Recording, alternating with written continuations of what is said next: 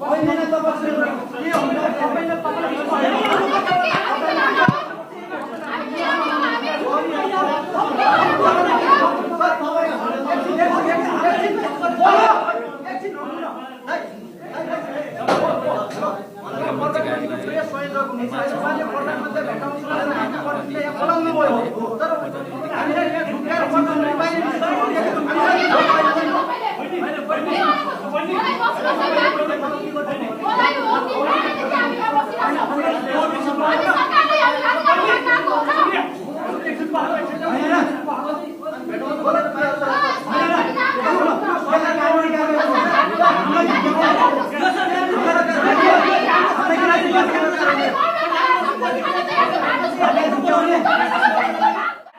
जेनजीको सरकार होइन।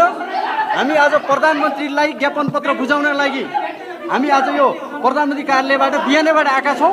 तर प्रधानमन्त्रीका प्रेस संयोजकले प्रधानमन्त्रीलाई भेटाउँछु भनेर हामी 10 जना प्रतिनिधिलाई भित्र बोलाउनु भयो, तर अर्को ठाउँबाट प्रधानमन्त्रीलाई भगाउनु भयो। त्यो भए हुनाले यो सरकार सरासर दलालको सरकार हो, जेनजीको सरकार होइन। आज जेनजीको रगतमा बनेको यो सुशीला कार्कीको सरकारले आज जेनजीका मागहरूलाई व्यवस्था गरेर नजरअन्दाज गरेर आज जेनजी आन्दोलनलाई हाइज्याक गर्ने काम गरिरहेको छ। आज हामी भेटेर ज्ञापन पत्र बुझाएर जान्छौँ, तर जेनजीहरूलाई अपमान गर्ने, जेनजीहरूलाई नभेट्ने, जेनजीका कुरा नसुन्ने यस्तो यो दलाल सरकारलाई हामी खबरदार भन्न चाहन्छौँ। हामी कुराकानीमै छौँ। अहिले को भावना कदर गर्न नसक्ने प्रधान हामीले के काम गर्छ? प्रधानमन्त्रीको अब राजीनामा चाहियो, किनकि प्रधानमन्त्रीको प्रेसर लगाएर हाम्रो चाहिँ यहाँ झुकाएर ल्याउनु भयो अनि प्रधानमन्त्रीलाई भगाउनु भयो। सेफ्टीको कारण के हामी चाहिँ बन्दुक लिएर आछौँ कि हामी यतिकै आछौँ नि? हामी यत्रो जना मरेर परेछ यो सरकार चाहिँ। हजुर होइन हाम्रो प्रधानमन्त्रीज्यूलाई घेराउ गर्नुपर्छ। यही आएन भने फेरि घेराउ छ र यहाँबाट राजीनामा माग्छौँ। अब हामी भएर हामीले प्रधानमन्त्रीको राजीनामा माग्यौँ यहाँ होइन। यस्तै बिचले हामीलाई यहाँ भेटाउँछु भनेर ल्याउनु भयो, कन्भेन्स गराउन खोज्नु भयो, प्रधानमन्त्रीलाई भगाउनु भयो। मन्त्री परिषदमा यस्तै बिचौलिया छन् भने मन्त्री पनि राजीनामा दिनुपर्छ। अब के गर्नुहुन्छ? अब होइन हामी यहीँबाट हामी जाँदा मन्त्रीलाई भेट्छौँ। सर यो यसरी नगरौँ, ठिक छ?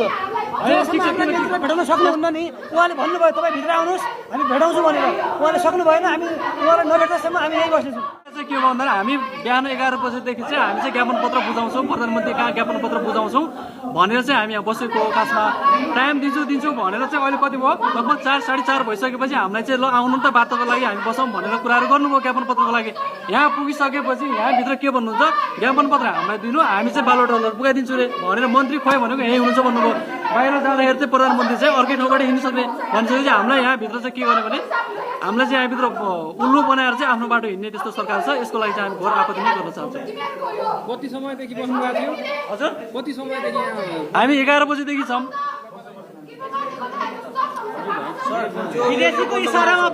विदेशीको इसारामा बनेको यो कठपुतलीको सरकारको काम छैन के? सर यो भयो यो सर यो अप्ठ्यारो भयो के? बेइज्जतै भयो, नगरौँ सर। के बेइज्जतै